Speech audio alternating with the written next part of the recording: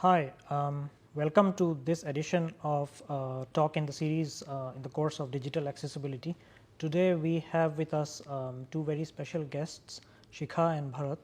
Shikha and Bharat both have worked in the accessibility domain, and we are going to hear more from them in the talk. So before any ado, let's introduce both of them. Bharat and Shikha, please. Hi everyone, my name is V. Bharat Krishna. I am currently working as research assistant in IIIT Delhi, and I am a specialist in UX designing part, where I have familiarized with the projects such as UAP and web accessibility for the elderly, where I work with the users, mostly of users aged above 50 and blind users, and also users having cognitive issues. Okay, hi, I'm Shikha Sharma. I'm a research scholar in HCD department IIIT Delhi. I'm working in accessibility domain, and I'm working for developing educational technologies for blind and visually impaired students. So this is the area of work I'm in. Thank you for your introductions. So to tell you a little bit about what we are going to be discussing, it's more of how technology in today's world is shaping us, and what we can do to make it more inclusive towards people of different communities. So I mean, I would like to start with this question to both of you, and you can take turns to answer. It is, what do you see missing in today's technologies, if you have to say something? So in today's era, digital technologies are developing at very fast pace. We are using technologies day to day life for multiple tasks from since morning till evening. But there are kind of exclusion for certain kind of group, like we talk about the diverse population with different requirement or differently abled population. So there are different applications that is making our life easier, but at the same time it is creating the problem for them that should be addressed. So my take is the world should be more inclusive. We have to design the technologies that should be accessible and provide the equal access for each and everyone to provide the same opportunity. Okay, so could you tell me more about the work you do with blind people, right? So, and what have you seen in the field about the technologies being not inclusive or needing more work?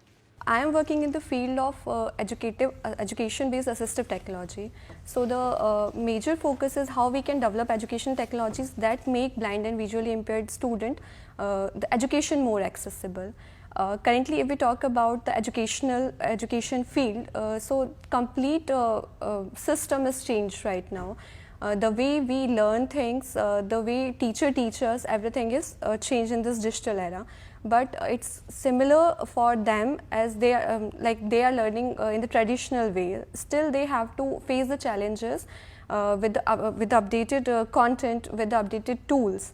So my work is more around like how we can make the information processing, the information access, practicing, and all the activities that is included in the educational process, everything more accessible to the students. Yeah, so I have. I would like to add a point. Yes. So you are working on educational process where AI can be used on how is it beneficial for the students? Yes, I'm working towards developing the technologies that make the students learning independent. Currently, if we talk about the scenario of BVI students, they are dependent to access the material, practice through that material, and to participate in different kind of quizzes, exams, all kind of educational activities. So the motive is to develop independent learning technologies that enable them to access what they want when they want. It reminds me of something that before 3 years, before the GPT model, Chat GPT was introduced, many students and even many professionals use a platform named Check for any doubt discussions on exams or assignments, quizzes, etc. But after the GPT model has come into the picture, many students have totally shifted to using the AI model for their educational purpose and for any doubt discussion, even for their assignments, etc. So, what are your comments on based on this perspective? Okay, so AI is making life easier, that's true. It's providing the information very easily. Before that, it was very tough to get the correct education, correct information, and when we want, it was very lengthy task. It's very easy now, but along with the information accessibility, there is some risk related to the information, whether it's correct or not, what information we are getting is biased or unbiased. So these things comes up with the like AI era. So these are the points that need to be addressed to provide the like correct information. Yeah, the fact checking is very important to validate or ensure that the data that we get is credible is one of the very important point that we should ensure. Even the students, they are not thinking about the data privacy at all.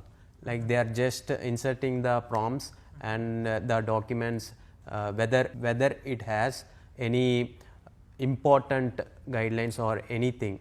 They are not thinking and they are inserting itself for the solution or for solving the problems itself. So a data privacy should also be implemented or should be guaranteed for any LLM model that the user should be using. Yeah, I agree that data privacy is definitely one of the very pressing issues that we need to address in the AI systems that we are making of today. Also, I'd like to ask you about other similar challenges that you have noticed in your work about older adults and them using the different technology systems. So, would you like to enlighten us about those issues? So, when I have conducted the interviews with the elder users and senior citizens on how they are able to use certain functions in the portal. For example, we have conducted a passport seva portal. Functionality is that are they able to track the application status of the passport application that they have applied. So, we have recorded different timelines of each and every users, and at the final result we calculated the average of every timeline. We have created another web interface with much more accessibility features of the same portal, and again we retested with the same users. We calculated that time. So, on comparing the two average timelines, we came to know that many users, like literally 83% of the users have been facing difficulties in the government portals such as Aadhaar, Passport Seva, or even the healthcare portals, like the button issue. Like it can be of design related issue or it can be of technical related issue, such as if the buttons have missing labels or if there is no ARIA associated with the interactive elements. So, if any blind user or user with cognitive issues uses the screen reader for reading out the content that is present in the website, the screen reader will miss the certain parts where the labels are not mentioned or where the labels are not associated with the elements. So, these kind of mistakes should be taken care of such that it can lead to a different direction of bigger issue in future. Yes, what you are saying is very correct, and a lot of times we imagine the average user in our head and make the technologies based on those assumptions. So that I guess should change, and how that should happen is up to us as technologists or researchers to act upon. So, yeah, I guess there are different systems. For example, also I'll tell you about an important example that I noticed in recent movie that I watched. It's it is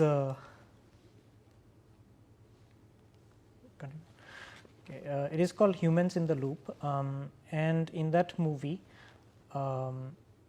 the protagonist searches for an image on the chat prompt, and she searches for a woman, tribal woman. So, she probably lives in Jharkhand, where their perception of a tribal woman is very different from what it is in the Western countries. But the chat prompt gives her an image of a Western looking red Indian American woman. So, she wonders why she or her community is excluded from that. So, many a times AI has this tendency to discriminate against people of different communities or races or abilities. So, that should be avoided, I believe. So, Shikha, did you have anything to add? So, I agree with your point. There are different instances where people get excluded intentionally, sometimes unintentionally, most of the time. When the technology designed with certain assumptions in the mind, if we talk about AI based products, there are models which trained on certain type of the data sets. So, it provides the answer on the basis of that. Similarly, if we are designing the functionality of the products, we consider a set of the persona that will access that particular product. But that is not the case. Everyone has different like ability, different kind of the requirements or the expectation from the particular products that he is using. So, if I am using one product for one service, it should provide the service in that way. If I am Hindi speaker, it should address my requirement by providing the same detail in the Hindi language, or similarly for the other regions, Tamil, Telugu and other. But if this is one situation where we need to cater needs of all the persons, diverse population, along with different kind of background knowledge I have. If I am the technical expert, I am able to access that product. If I am the person who is like 10th pass or 12th pass, the product, if it is a general product or designed for the general service, so it should address the need of the that cognitive requirement of that particular person, like whether he is physical as well as the cognitive need as well, whether he is able to do that particular task within like 10 steps. It's easy for them to access. So, similarly, we need to understand the physical requirements as well as the cognitive requirement if we want to implement a general product in the live application. Yeah, I agree with your point, and I'll give you a very pertinent example. For example, the IRCTC app, the web app, it has of course come a long way from what it was back in 2010, but even if you see today, it is not very suitable for people with dexterity problems, say who cannot use small touch targets, or people who are prone to strobe effects. For example, the photosensitive, the banners that keep moving, the colors that keep flashing. So, those are not very suitable for people of those disabilities. So, again then there is the OTP issue, or say something like the CAPTCHA. Many people are not able to do all of that. So, I guess what it is technology has improved a lot, but with the help of our inputs and some tweaks in the design process, maybe that can improve further. So, in that respect, what would be your I would say opinions about what can be done to improve the current state of digital technologies, even AI? As you mentioned, in the IRCTC portal, like even the advertisement pop-ups and also the CAPTCHA text, which many users, even people in younger generation also take much more duration for figuring out the CAPTCHA text, what to input. We should like take diverse people, like consider the population of every age group. So, before implementing those kind of issues in government portals or healthcare, so I think some methodologies should be followed before creating a prototype or before designing a web interface. such as the researcher, or if the person is a technical expert, he or she should follow the guidelines before implementing the web interface, such that it is targeting each and every user group, not only for certain set of people. For example, while using Zomato app or Swiggy app, etc., many users face difficulties or many users face issues while having conversation with the AI chat box. If the user has any issues with the delivery agent or anything with the food item or etc., many users feel frustrated while chatting with the AI chat box. So my kind of solution is that there should be some models implemented, such as the sentimental analysis model or predictive models, where it will predict the current state of the user. Like if the user has stuck in between, like while chatting with the AI chat box, if the user is stuck in between 2 or 3 times, it should be noted, okay, this user is facing difficulty to have conversation with AI chat box. In that moment, an human intervention should be and must be implemented. I guess not only AI can solve the issues or problem of any problem statements, there should be combined AI and human intervention for solving the issue for any of the users. I agree that is the case, and I have also read about many instances where, for example, older people or other people with disabilities, they want to use the banking app, but they struggle to reach to an actual human. So in that case, AI stands as a barrier, not as an enabler. So I agree that there should be some level of technology involved, but also should be moderated by a human. So in your experience, Shikha, working with blind people, have you noticed the kind of the frustrations that we are not able to make the technology work? It's very common with this kind of population, diverse population, like disabled persons. There are a lot of challenges they face in daily task. So there are some incidents that I discussed with them, and they were facing challenge to complete a task. Similarly, there was as you discussed, like about the bank application, bank portal access. There are cases where that they are not comfortable to discuss the OTP or the bank details with their colleagues or the support system they have. Similarly, if there is something personal, they want to write some kind of messages and they need to speak to type because they can't type while watching. So these kind of challenges they face, privacy is a bigger issue for them. Along with that, for the like educational technology, if I talk about the circumstances where they need to learn or understand things, in the general classroom, inclusive classroom environment, they face different kind of challenges. Like if teachers teaching in a class, he is referring particular topic or some kind of subject particular he is talking about. So for the blind student, it's very challenging to understand the context of it, what the teacher is talking about, because it's just the 2 or 3 lines description is not enough for them to understand the complete visual or complete context behind the topic. So that kind of challenges student faced a lot.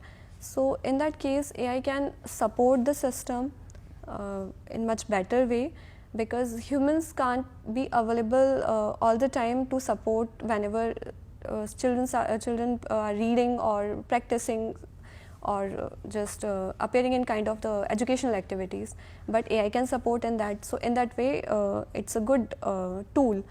But along with that, there are different challenges, as we discussed earlier, that the knowledge they are fetching from the system, it shouldn't be biased. It should be the correct information, because they are not trained enough to get or fetch the exact details with the correct prompt engineering knowledge. So these are the things that needs to be addressed while providing a system to a type of audience.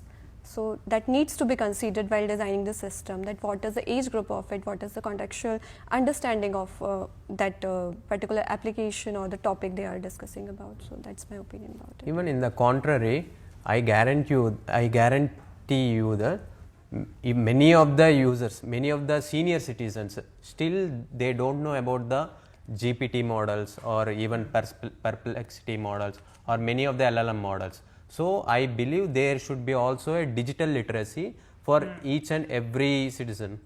And it should be accessible to everyone. For example, the help document that lies in many of the apps, how many of us really read that? I don't remember reading help manuals for so long. I mean, the products that we have today, we expect them to work out of the box. But many people cannot do that when they need help from family members and are often very embarrassed to ask for help. Like you mentioned, older people, they don't really feel comfortable asking for help because that projects that they are dependent or something like that. So yeah, I mean, what it should be like is the technology products that we make should be intuitive and offer a seamless experience to everyone. And if you are build for the edge cases, you are automatically covering the people in between. So if you are building for the old, and the old can or the kid can use the technology seamlessly, then it automatically covers those in between, the average user that we assume everyone to be, although there's nothing like the average user, but yes, it caters to the needs of all. That's what I want to say.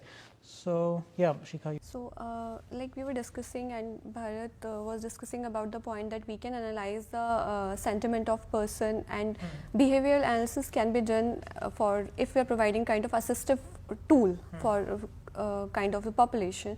So AI can play a big role in that, AI can understand where the person is facing challenge, what kind of solution or the kind of instruction he required that time. So it can help to manage the frustration of the user. Also it can help to make the total overall experience with the system in a positive way, so that the user can trust the system and he or she can continue the use of that application. So in that way, to build a trustworthy system is also important thing that need to be addressed in the era of AI, and it can be done with that. I think that is very much possible to do, and also like we are supposed to design AI in a way that augments the human experience and offers help on a need basis if required, and it should be able to judge when people are in need of help, when they are frustrated, when they feel like giving up on technology. So that need based intervention by AI is really important. So Bharat, from the past structured interviews that I have conducted, I came to know that many users believe that they are doing wrong or they are doing mistake while filling up the forms or while accessing the portals, etc. But it is not the mistake of the user. It is the way that the web interfaces has been implemented. Every web interface should follow design guidelines, WCAG guidelines, etc. before coming to a final prototype, such that every group diversity will be able to access the application properly. For instance, at present you can see many government portals such as Aadhaar or even Passport Seva website missing a AI chatbot, such that any user like such having Telugu or Tamil conversation, they won't able to access the website properly compared to the majority of the population who access the website portals in English language. I think it's mostly Hindi or English, only two language offerings in the. So there should be also multilingual support for much more users to include in that particular portal or applications. Yeah, I think extending the application to as many people as possible is the way forward, and it not only helps the people, but it in a way helps the business as well. Any business, the wider it can reach to the audience, the more customers, it results in economic benefits as well. So inclusivity should be made a priority, and I guess the government already has started this process. Recently, you might have heard about the SEBI guidelines mandating the websites be made accessible, the financial websites, and then also the GW guidelines. So that process has started, but I think there, as developers or designers or technologists, we should ensure that we also bring this awareness to the companies or the organizations that the design process, the empathize process should be made part of the product design process. So I guess that's my comment, and I would like to hear from you. I totally agree with your point. Along with that, along with the rules, regulations to make the system more inclusive, we need to think to include more persons from the different diversity groups. And I totally agree with the approach of the participatory design to develop any kind of system, so that we can have different point of views and different kind of expectations from the systems that can be addressed at the early stages, so that it can help to make a perfect system at the end. And there shouldn't be the need to accommodate the particular spatial requirement at the end of the system or after implementation of the particular system. So in that way, it can offer the better way to provide the equal opportunities and the same level of accessibility for all the population. Thank you, Shikha. So Bharat, would you like to add anything to that? I believe that one should not only depend on the AI itself. There should be methodologies and guidelines should be followed before going deeply into the AI dependency or anything. There should be also manual testing and automated testing for any web interface or for any prototype that we are making, for inclusivity of each and every group of diverse people. I think that is true, and yes, I agree that there has been a good start by the government, by the various institutes, and we also have different design principles that can make it happen. But I guess what is important is to empathize with the people, step in their shoes, and imagine us as the users before designing any product. That way we can ensure that products that we made are inclusive and cater to the needs of all. So with that, I think we have come to the end of this session. Thank you, Bharat and Shikha, for joining us, and I hope that this conversation sparks many more debates, many more conversations around accessibility and inclusion in not just AI, but any digital technologies that we design. Thank you. Thank you for having us.